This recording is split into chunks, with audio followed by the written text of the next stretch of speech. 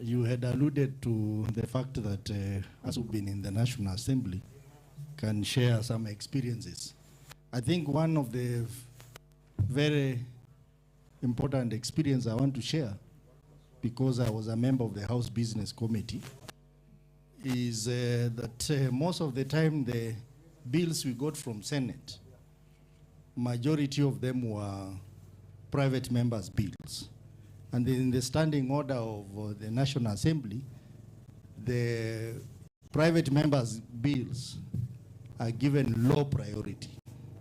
So it was easy for us to put the Senate bills aside because of that. So maybe having learned from that experience, we can consider members who have bills can pass them through their respective committees, which are given a higher priority in terms of processing the bills. Or we can negotiate with the National Assembly to change their standing order so that Senate bills come number 2 on the priority list after the government bills, or even number 1. The other experience is, though Senator Mwarua has talked about the joint sittings not being the best approach, I think if we develop a tradition of having joint sittings of committees with the National Assembly, we'll be able to fast track a lot of issues, and we'll be able to deal with a lot of unnecessary disputes that arise. I want to give an example. When we were handling the Condenser's data protection bill, we had to process that bill in record time because both committees of the two houses sat together in the second reading of the bill, and we went through public participation, and the bill was, we were able to process the bill in the shortest time possible. There was no mediation, and I think that's the best approach to deal with these issues, so that we fast track the processing of the bills and at the same time avoid having to go through mediation.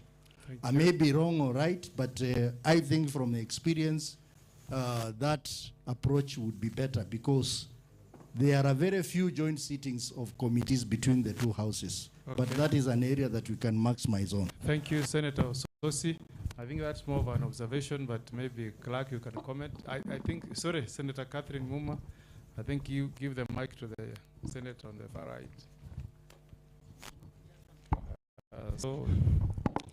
Thank you, Session Chair. Comment on that first one by Osotsi. Yes, please proceed. Thank you, Session Chair. This other senator's name is Joe Nyuto of Murang'a County.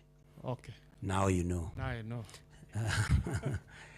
Actually, mine is going to be very short, and it will be directed to the clerk, Mr. Nyegenye. I actually am seeking guidance on the loss of your seat because of missing several sittings. And you told us that if you miss 8 sittings, not in a row, but 8 sittings in what? 8 sittings in total 5 years. Oh, okay. Then my question is answered. I wanted to know 8 sessions in what period of time. Thank you very much. Thank you, Senator Joe Nyotu. Senator Catherine. I'll be quick. First, a plea to SG UDA. From what we've been told, the problem, the ping pong between National Assembly and the Senate is because of lack of political will, as was supported by the executive then. I hope the senators from Kenya Kwanza can prevail upon the President of the Republic in his opening remarks to actually pronounce himself on this issue and encourage the National Assembly to put the people first and allow a cordial operation between houses so that we can actually pass the laws. The second question to the senators and perhaps the clerk as well. In the 4th schedule, I see water is a key devolved function. Looking at the committees of Senate, I have not seen where water is. Was it deliberate to exclude it, or is it subsumed, possibly in land and natural resources, but is that wise to not actually have it overtly appearing, even if you want it in that committee, in order for matters of water to be dealt with? Thank you very much. Thank you, Senator Kavindu. And I really hope that President William Ruto will be a more champion of devolution than the previous president. Thank you, moderator. I first of all want to thank the clerk and Mr. Speaker, sir, and the deputy for sitting here with us all this time. And I also want to thank the clerk so much for the work he's doing together with his office in assisting the senators in what they are supposed to be doing. Mine was to ask the clerk about the statements and the petitions and the bills that has elapsed at the committee level. Do we make other statements afresh, or do we follow up with that? And another thing is to Ms. Eunice Githanga. Yeah, that is the question actually of the statements. And Mr. Clerk, you said that as we do the statements or the petitions or the bills, we look at the big picture of the counties, the whole counties. And some of these problems are not the same in different counties. What happens with the counties where one wants to give a statement and there is no any other count that is suffering from the same problems? Thank you. Thank you, Senator for Kiambu. Thank you very much, Chair.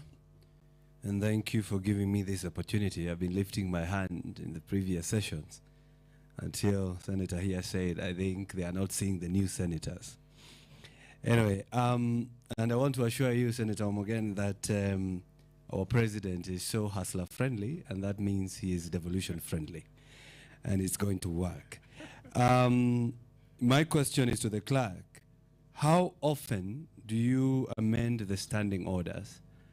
And you can just answer me for the sake of time, but just direct me to a certain standing order that I need to read to understand the process. And finally, we have a proposal, or our president has a proposal that CSs should be coming to the floor of the House rather than the committees to answer questions from the senators or from the MPs. So my question is, what do we need to amend? Is it the standing orders, or there's a certain law that stops them from doing that? Thank you very much. Thank you, Senator Yambu. You can see the chair is a very fair person, you know. Senator Mungatana. Chair, thank you for giving me the opportunity. I wanted to tell the Honorable Senator Jonas Maruma that bill on wildlife made you very famous in Tana River County.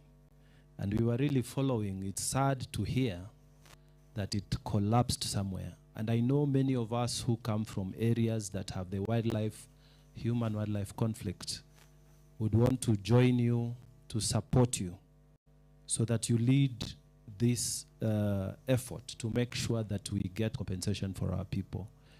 We were very happy, and I was following personally, and we register our thanks with you and offer to be with you to make sure this happens. I want to make a follow-up. Senator Kathangu has just mentioned it. And beyond the issues of constitution and the politics, I wanted to hear from Eunice. You were there when we used to say the Minister for Internal Security comes to the floor of the House to answer a question from the members of Kajiado Central.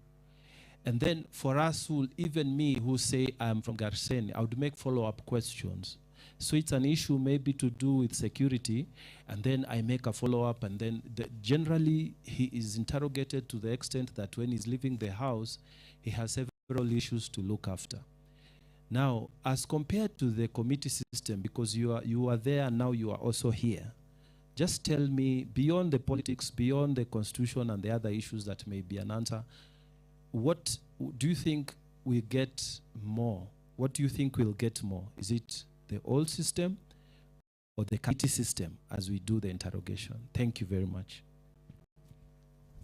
Thank you. I think we can take more. So, Senator Abbas. Yes. And then the youngest Senator Wakili Sigei, next. Thank you, Chairman. The moderator plus the other team. Mr. Chairman, I was asking myself one question.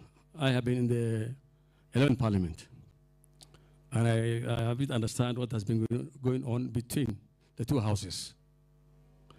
But of course, from yesterday's presentation, and I'm hearing every time, the National Assembly have rejected this, the National Assembly has rejected this, and the most fortunate thing is, this Senate used to have, and it has up to now, one of the best brains of this country, especially lawyers. So I'm getting a bit amazed, and I'm wondering what's happening. Is this House inferior to the National Assembly? Are we scared about our own responsibilities? Are we handicapped constitutionally? Because honestly, if there's a marriage and the marriage does not work, then everybody works on his own. So what is the bond of contention here? If there is arbitration problem, then we think the best thing is if the committee arbitration is not working, is it possible to get an external arbitrators instead of going to court? So I think the Senate is like a crime baby. It has been reviewed. It has been reviewed. It's Mike. The best clerk, the most senior clerk, is with the Senate. I'm going is here.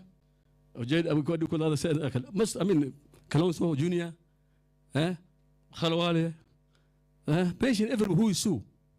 Gentlemen, I think there's something amiss here. We look too inferior. So I think we need to think twice again. And if it is possible, then let's have a constitution to make this Senate stronger. Thank you. Thank you I very understand much. your frustrations.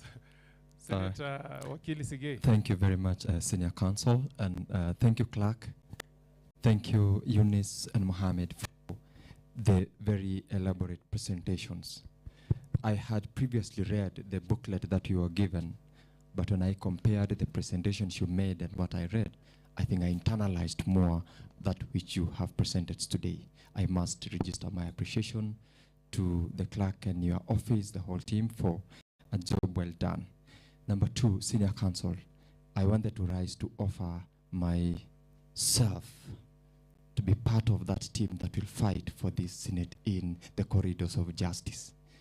I remember you mentioned that you need to have the lawyers who would be working for the sake of building and protecting this house. However, we must do that which Senator Abbas has just said. We must fight for our place at the Parliamentary Service Commission so that we are not segregated in whichever way, where we can fight and stand firm and ensure that that is protected. Lastly, my question to the clerk, and I believe the entire team.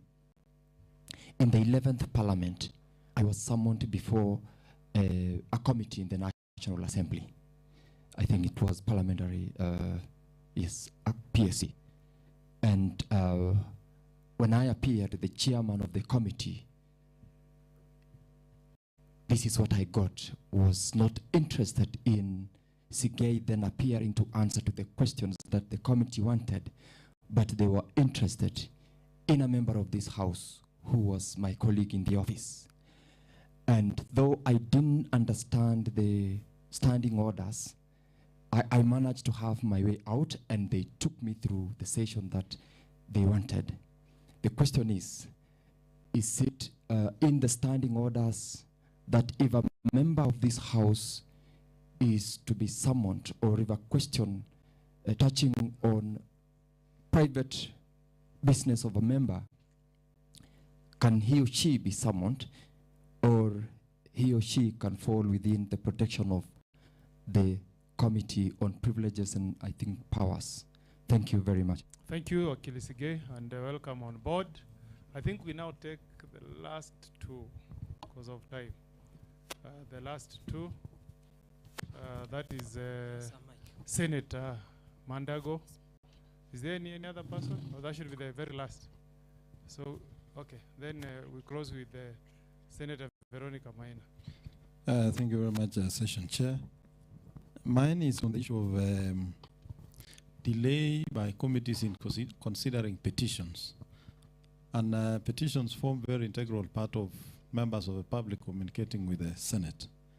The standing order says if it goes beyond 60 days, the timeline is 60 days. But we have had petitions that have lasted actually 2 years. I was a victim of that myself when I was a governor. I was just wondering whether we should not amend the standing orders to say when 60 days lapse, then it is deemed that the committee agrees with the petition. So that, you know, people have taken the trouble to petition the Senate and they would really want to get a solution to their problem. Two, this matter of a little explanation, you know, I'm a mono. I need to understand how to originate concurrently in a concurrent bill. If their bill is to be originated between us and the National Assembly, how can we do it? And can that then be used as a means of solving this thing of the National Assembly delaying with the bills that come from the Senate? I understand the frustration of Senator Abbas. I was worried he's about to throw in a resignation from being the senator of his county. Thank you. Personally, I'm happy with the spirit. I can see new senator is really fired, but let's see how far we can go. Can we close with Senator Veronica Maina? Then we allow the clerk, deputy clerk, and Eunice to respond. Thank you very much, Session Chair.